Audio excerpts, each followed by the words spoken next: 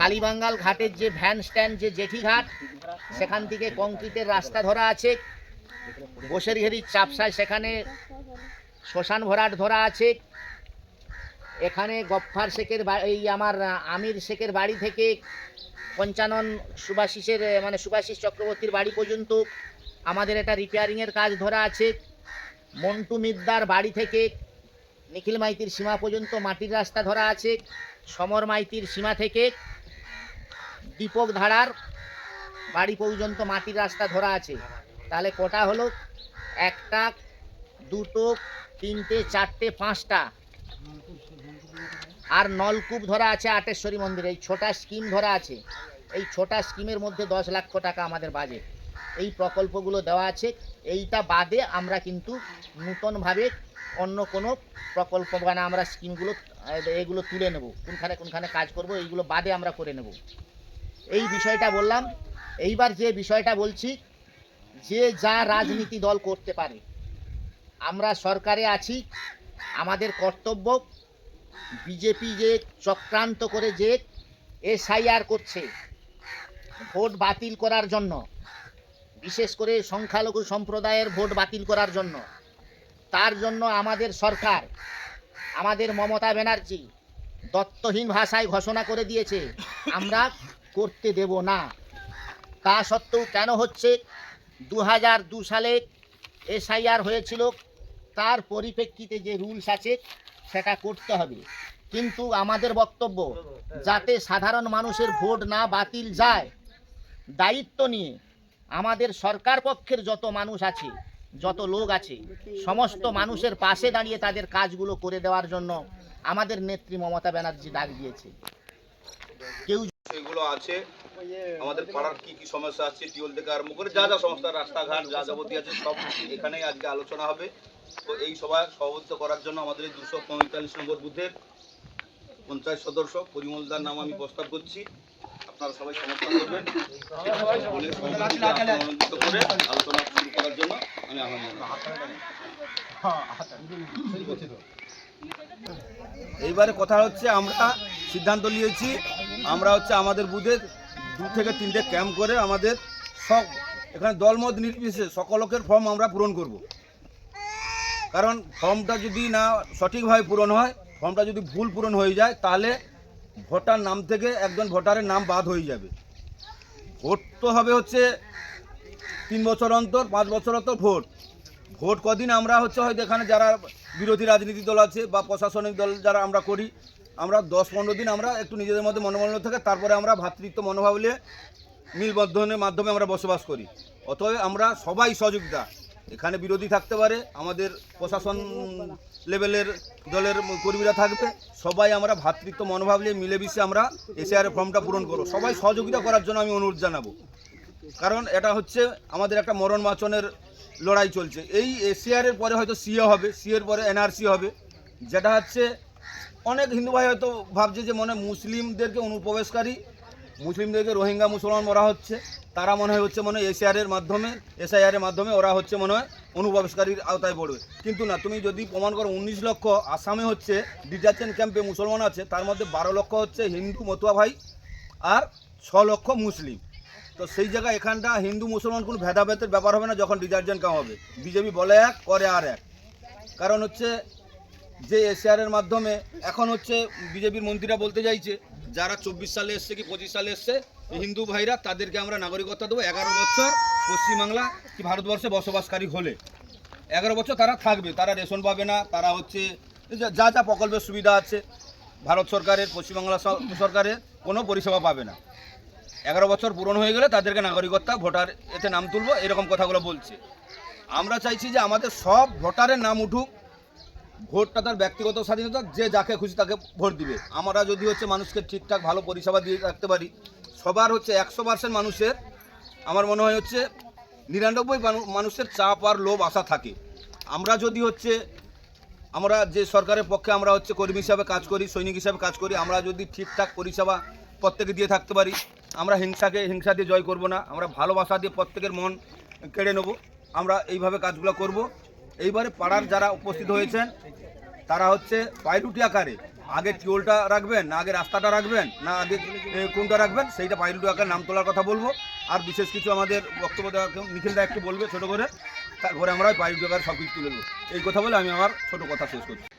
পোস্টে 245 নম্বর বুথে যারা মায়েরা এবং আমার ভাইরা এসেছেন, গুরুজনবর্গ এবং এখানকার যারা মায়েরা এবং ছোট আমার খুবই বয়সী ভাইরা, সবাইকে বনসামনগর গ্রাম পঞ্চায়েতের পক্ষ থেকে এবং বনসামনগর 245 নম্বর পঞ্চায়েত সদস্য হিসাবে আপনাদেরকে আমার শুভ কামনা, শুভবার্তা, প্রণাম, প্রীতি, ভালোবাসা এবং সালাম জানাই।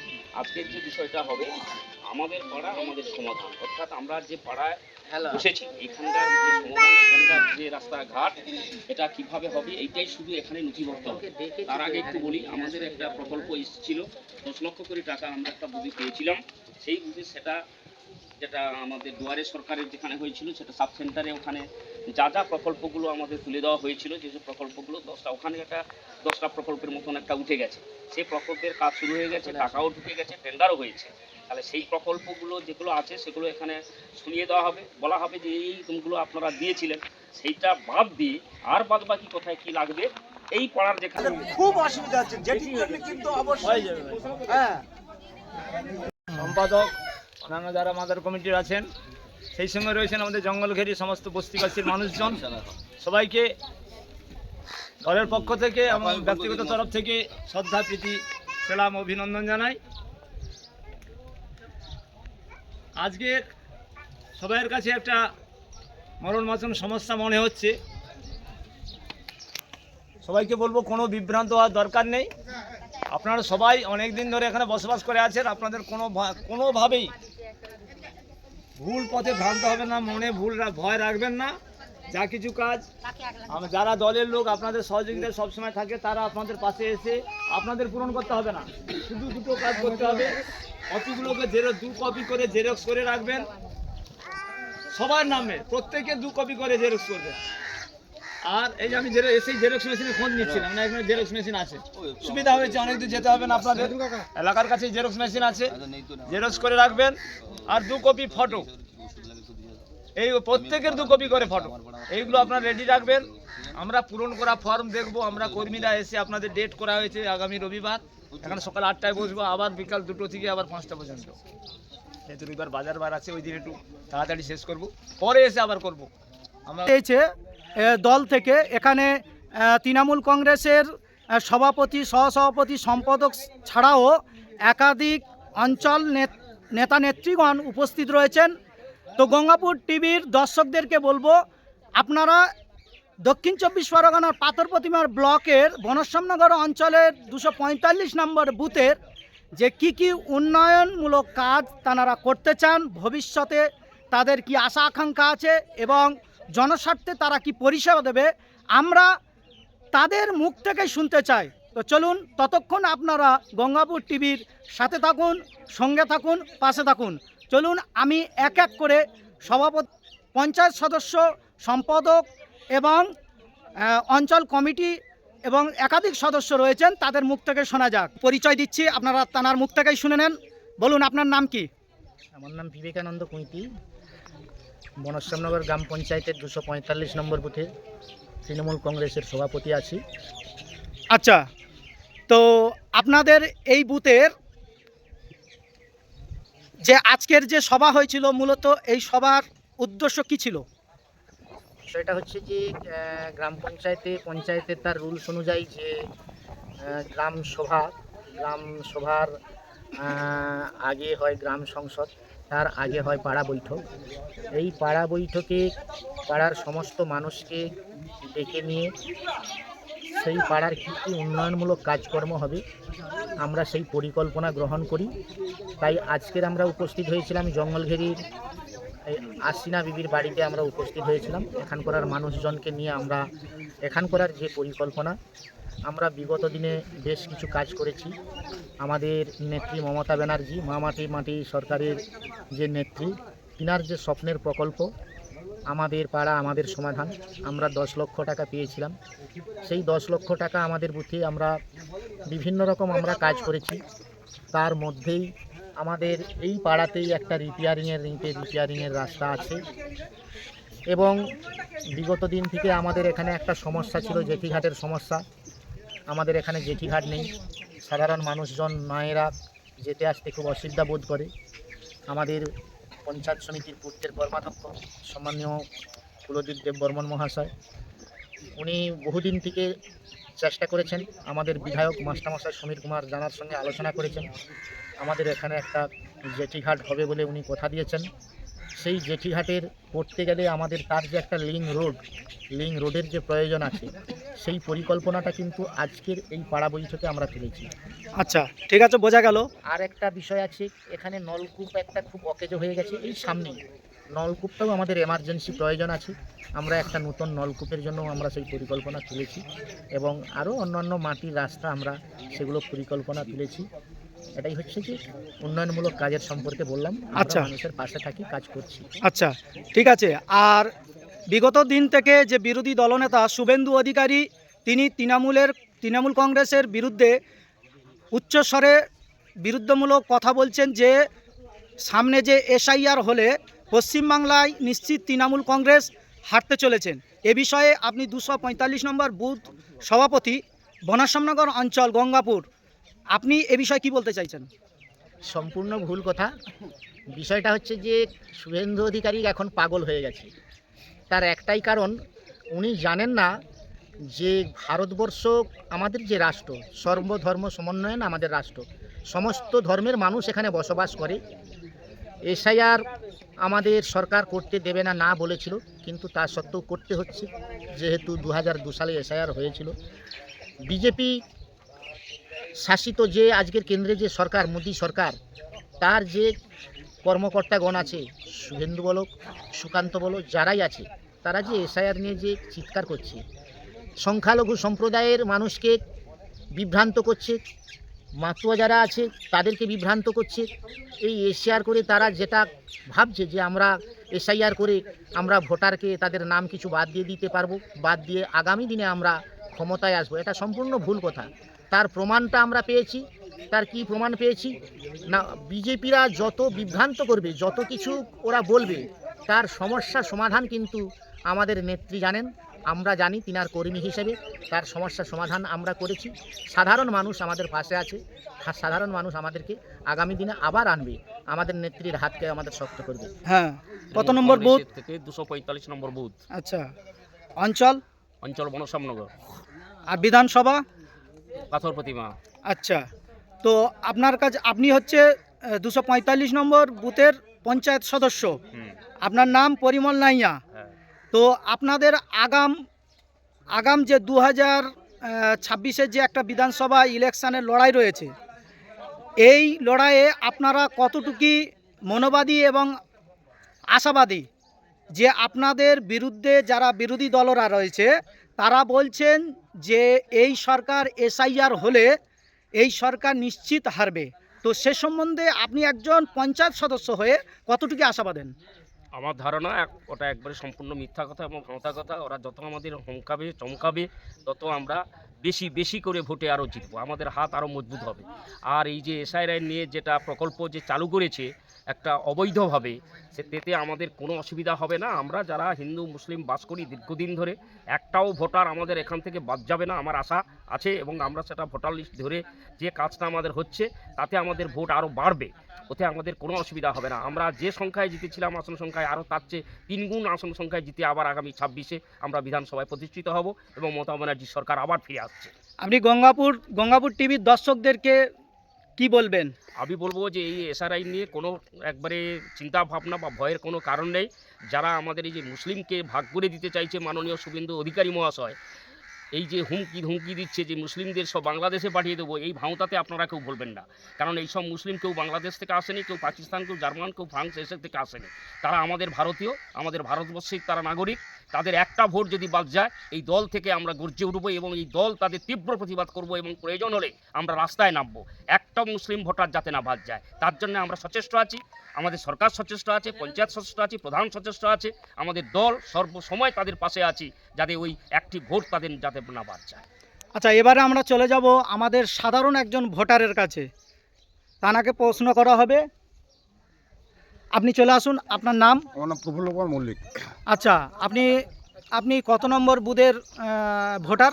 145 নম্বর বুথের 145 নম্বর। শ্যামনগর গ্রাম পঞ্চায়েতের গঙ্গাপুর মৌজার 145 নম্বর বুথের ভোটার। আচ্ছা, তো আপনি যে বুথের ভোটার, এই বুথের মাননীয় মুখ্যমন্ত্রী মমতা বন্দ্যোপাধ্যায় তিনি বলেছেন যে 2026-এর আগে পর্যন্ত বেশিরভাগ উন্নয়নের কাজ আমি শেষ করেছি, যতটুকু বাকি আছে পাড়ার সমস্যা পাড়ার সমাধানের মাধ্যম দিয়ে মানুষের পাশে উন্নয়ন পৌঁছে যাবে। এ বিষয়ে আপনি কি বলতে চাইছেন? পৌঁছে যাচ্ছে, না হলে মানুষ বেঁচে আছে কি করে? পরিষেবা ঠিকই আছে। 2026-এর বিধানসভায় আপনার মনে হয় কোন দল উত্তীর্ণ হবেন এবং একাগনিষ্ঠভাবে ক্ষমতায় আসতে চলেছে? আমার ব্যক্তিগত যেটা চিন্তা ভাবনা, এই দল আরও না হলেও 5 বছর পরের কথা তো ভাবা যাবে না, 2026-এ আবার আসবে। এ দল মানে কোন দল? তৃণমূল কংগ্রেস। তৃণমূল কংগ্রেস আবার আসবে। ঠিক আছে, এবারে আপনার এই গঙ্গাপুর বুথের যিনি সম্পাদক তিনি আসবেন। বলুন, আপনার নাম কি? আমার নাম মোশাররফ আলী সাহা। আমি পাথর প্রতিমা 125 বিধানসভার বনশ্যামল অঞ্চলের গঙ্গাপুর মৌজার 245 নম্বর বুথের একজন তৃণমূল দলের সম্পাদক। তো আপনার কি প্রশ্ন আছে বলুন, আমি উত্তর দেব।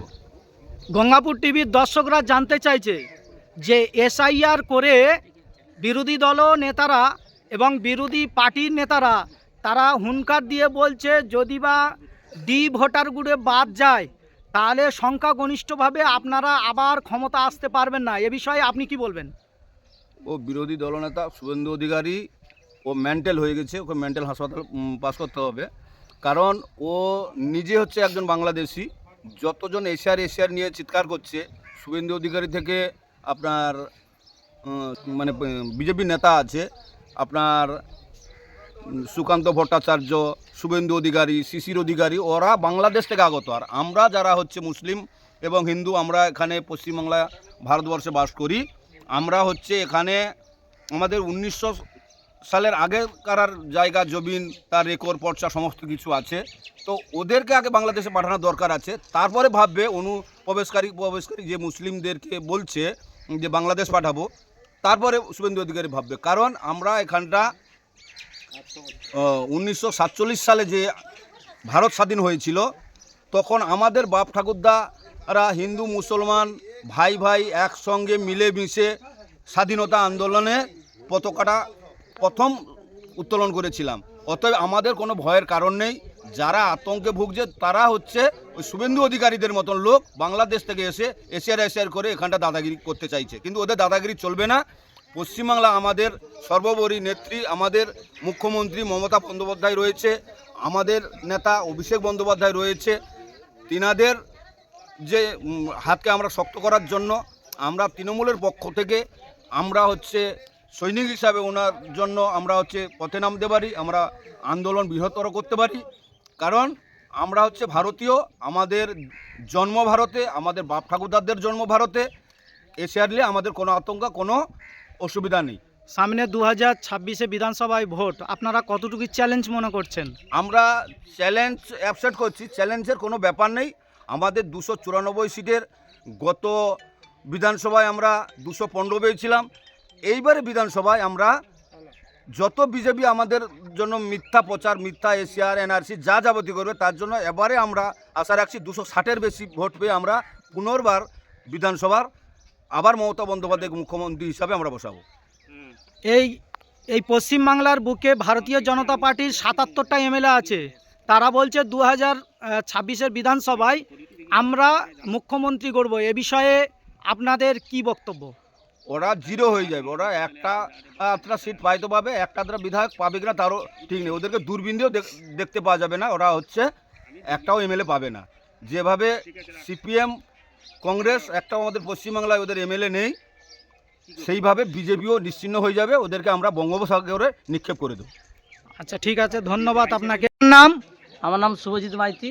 আমি 245 নম্বর বুথে অঞ্চল প্রতিনিধি। কোন অঞ্চল? বনশ্যামনগর গ্রাম পঞ্চায়েত অঞ্চল।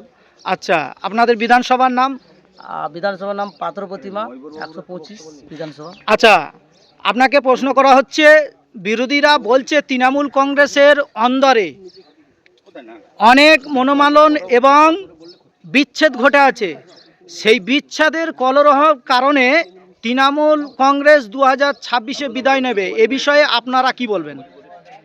যারা বলছে এটা ভুল ধারণা, কারণ একটা সংসারে বড় সংসারে সমস্ত ভাইরা থাকলে নিজেদের মধ্যে একটু থাকে, নিজেরাই তো আবার নিজেদের মধ্যে আবার সংযত করে বা নিজেদের মধ্যে ভুল ভ্রান্তি নিজেরা মিটিয়ে আবার একই পথে হবে। এবং 2026-এ আমাদের তৃণমূল কংগ্রেস মুখ্যমন্ত্রী হিসাবে আমরা মাননীয় মমতা ব্যানার্জিকে দেখতে পাবো। আচ্ছা, এসআইআর করার জন্য যে কেন্দ্র সরকার যে একটা আয়োজন করেছে এবং প্রত্যেকটা রাজ্য থেকে এসআইআর হবে, সেক্ষেত্রে দেখা যাচ্ছে বিরোধী দলনেতা শুভেন্দু অধিকারী তিনি বলছেন এসআইআর করলে পশ্চিমবাংলা থেকে তৃণমূল কংগ্রেস হার নিশ্চিত। এ বিষয়ে আপনি কি বলবেন? এটা ভুল ধারণা। এসআইআর আলাদা প্রশ্ন। এসআইআর হয়েছে বলে যে তৃণমূল হেরে যাবে, এটা ভুল ধারণা। এটা সবারই ক্ষেত্রে এসআইআরটা প্রয়োজন ছিল, সেটা করেছেন, ঠিক আছে, ভালো লাগছে। এসআইআর হওয়াটাই উচিত ছিল, সেটা সব বিভিন্ন পদ্ধতিতে হওয়া উচিত ছিল। এই যে ভুল ধারণা এসআইআর হলে টিএমসি হেরে যাবে বা বিজেপি জিতবে, এটা ভুল ধারণা। কারণ যারা যেভাবেই আছে, যে টাইটেরিয়াগুলো আছে, আশা করি আমাদের অঞ্চল থেকে শুরু করে পাথরপ্রতিমা 225 নম্বর বিধানসভার সমস্ত A to Z, মুসলিম থেকে শুরু করে হিন্দু থেকে শুরু করে সমস্ত ডকুমেন্টস তাদের কাছে আছে। তো সেক্ষেত্রে এই ধরনের ভুলভ্রান্তি বা কারোর প্রলোভনে পড়ে আপনারা বিভ্রান্তি হবেন না। এবং এ থেকেও আমরা শুনতে পাচ্ছি যে বিভিন্ন জায়গায় কিছু মানুষ তারা সুসাইড বা মৃত্যুর দিকে ধরে পড়ছে। আমি তাদের কাছে ক্ষমা প্রার্থী বা তাদের কাছে আমি অনুরোধ করে বলছি, আপনারা এই ধরনের ভুলভ্রান্তির দিকে যাবেন না, আপনারা থাকুন আমাদের পাশে, আমরা অতি অবশ্যই তার একটা সুরাহ করে দেবো, এটা আমাদের ধারণা থাকে। বা বিশেষ করে মমতা ব্যানার্জি যে মানবদরদী মুখ্যমন্ত্রী, আশা করি আপনাদের এই সুরাটা অতি অবশ্যই সমাধান করবেই 100%। আচ্ছা, আপনি দর্শকের উদ্দেশ্যে বলতে চাইছে, দর্শক প্রশ্ন করেছে যে বিভিন্ন জেলায় এ পর্যন্ত 9 জন এসআইআরের আতঙ্কে তারা আত্মহত্যা করেছে, আর বিজেপি বলছে যে সংখ্যালঘু দেখে তাদেরকে আমরা এসআইআর থেকে নাম বাদ দেবো, অথচ তারা এদেশের নাগরিক হিসেবে দীর্ঘদিন আছে। সেই হিসেবে আপনাদের দৃষ্টিকোণ থেকে সংখ্যাগুরু বলে আপনাদের কি নীতি আছে? দেখুন, আমরা সেই ছোটোবেলা থেকেই পড়ে আসছি যে কাজী নজরুল ইসলাম বলতেন যে হিন্দু মুসলমান আমরা ভাই ভাই। তো সেক্ষেত্রে এখানে এই ধর্ম সাম্প্রদায়িক ইস্যুটা বিজেপি ছাড়া কোনো দল করেনি। তার কারণে ওরা 2023-এ কিংবা তার পরবর্তী যে গতবারে যে ভোট হয়েছে বা যে ইলেকশানগুলো হয়েছে, তারা এই জন্যই পিছিয়ে পড়েছে। সংখ্যালঘু বলা উচিত নয়, ওদেরকে সম্মান দেওয়া উচিত, কারণ তারাও মানুষ, আমরাও মানুষ। তো সেক্ষেত্রে তাদেরও যেভাবে ডকুমেন্টস আছে আমাদেরও সেভাবে ডকুমেন্টস আছে। তা আমাদের হিন্দুদের কি সমস্যা নেই? আছে। কিন্তু সবাই আমরা যদি একজোট হয়ে থাকি, একভাবেই থাকি, তাহলে আমরা কাজী নজরুল ইসলামের কথাটা আমরা ভুলে যাব নাকি, যে হিন্দু মুসলমান আমরা ভাই ভাই, একই বৃন্তে দুইটি কুসুম হিন্দু মুসলমান, তাহলে সেটা তো মিথ্যে হয়ে যাবে। এই ধরনের ভুলভ্রান্তি মনোভাব বিজেপি ছাড়া আর কেউ করতে পারে না। আমি সেই সব পরিবারকে বলবো যে আপনারা কেউই আতঙ্কিত হবেন না, বা এই যে 9 জন মারা গেছে তার পরিবারকে আমরা আমাদের পক্ষ থেকে, আমাদের তৃণমূলের পক্ষ থেকে আন্তরিকভাবে ক্ষমা প্রার্থী, দুঃখিত যে তাদের এইভাবে একজন তরতাজা প্রাণ চলে যাচ্ছে এই ভুলভ্রান্তি প্রলোভনে পড়ে। তাই আপনাদের কাছে আবার বারবার করে রিকোয়েস্ট করে বলছি, আপনারা এই বিষয়ে কোনোভাবেই ভুলভ্রান্তি বা অন্য প্রলোভনে পড়বেন না। আর যে তাদেরকে এই জঘন্য কাজে বা জঘন্য দিকে তাদেরকে চলে যেতে হয়, এইটুকু আপনাদের কাছে আবারও বলছি। আবার আমাদের টিএমসির পক্ষ থেকে বা তৃণমূলের পক্ষ থেকে মানব দরদী মুখ্যমন্ত্রী, মাননীয় মুখ্যমন্ত্রী, উনি তার সুরাহ করে দেবেন, এটা 100% আমাদের বিশ্বাস। এবারে শেষ প্রশ্ন হচ্ছে, আপনাদের চ্যালেঞ্জ কতটুকু, আপনারা কতটুকু আশাবাদেন? আমরা চ্যালেঞ্জ যে 100% থাকে তার থেকে 200% আমরা দিয়ে বলছি 2026-এ আমাদের টিএমসি বা মাননীয় মুখ্যমন্ত্রী আবার আমরা পুনরায় ক্ষমতায় আসছি। মাননীয় মুখ্যমন্ত্রী মমতা ব্যানার্জিকে সেই গদিতে বসাতে চাইছি এবং পারবো। এবং তার থেকে আর একটা বড়ো কথা, আমরা যে অঞ্চলে বাস করি, গঙ্গাপুর বনশ্যামনগর অঞ্চলে বাস করি, সেখানে বিরোধী ছিল, সেটা আমরা গতবারে বিরোধী শূন্যের অঞ্চলে 18টা বুথ, এবং 18টা বুথের মধ্যে কটা বিরোধী আছে? এখন এই মুহূর্তে কোনো বিরোধী নেই, আমরা 18টা। তার মানে আপনাদের অঞ্চলে বিরোধী শূন্য। শূন্য। আচ্ছা, এবারে শেষ প্রশ্ন হচ্ছে, এসআইআর নিয়ে যে সমস্ত সাধারণ নাগরিক এবং ভোটাররা যারা সরকারের উপরে নির্ভরশীল, যে আমরা আতঙ্কই যে আছি, এই আতঙ্কের কারণে আমাদের কি হবে, আর তাদেরকে সেই সাধারণ ভোটারদের উদ্দেশ্যে আপনারা কি ভাবছেন? আমি আবারও বলছি যে কোনো বিভ্রান্তি তো হওয়ার কোনো কারণ নেই। আপনাদের ডকুমেন্টস আপনাদের কাছেই আছে, আপনারা সেটা সঠিকভাবে সঠিক জায়গায় আপনি নিয়ে যাবেন এবং যারা বোঝে তাদেরকে একটু বুঝিয়ে বলবেন।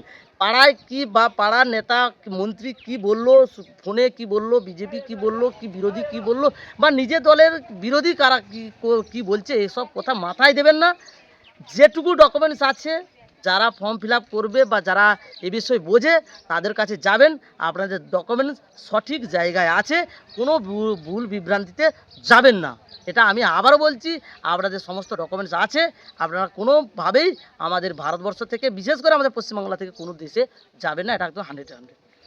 শেষ পাত, এত মূল্যবান বক্তব্য দেওয়ার জন্য গঙ্গাপুর টিভির সঙ্গে থাকুন, সাথে থাকুন। এবং তার সঙ্গে আরও একটু ধন্যবাদ জানাই, আপনার এই সোশ্যাল মিডিয়ার মাধ্যমে আমাদের এই কথাগুলো যেন সাধারণ মানুষের কানে যায়, যে মানে কোনোভাবেই যেন যারা সাধারণ মানুষ আছে, যারা সাধারণ ভোটার আছে, যারা বিভ্রান্তিত না হয়, এটা আপনাদের কাছে অনুরোধ, আপনাদের চ্যানেলকে বা চ্যানেলের কাছে বিশেষভাবে অনুরোধ, যাতে আমাদের কথাগুলো যেন সাধারণ মানুষের কানে পৌঁছে যায়। ঠিক আছে, ধন্যবাদ থাকলো। আর গঙ্গাপুর টিভির প্রত্যেকটা সদস্যদের কাছে অনুরোধ করব, যারা ফেসবুক থেকে দেখছেন তারা ফলো দিয়ে পাশে থাকবেন, আর যারা ইউটিউব থেকে দেখছেন তারা সাবস্ক্রাইব করে পাশে থাকবেন, আমাদের বানানো ভিডিওটা যাতে সর্বপ্রথম আপনি দেখতে পারেন। ততক্ষণ আপনারা ভালো থাকুন, সুস্থ থাকুন, দেখা হচ্ছে পরবর্তী ভিডিও।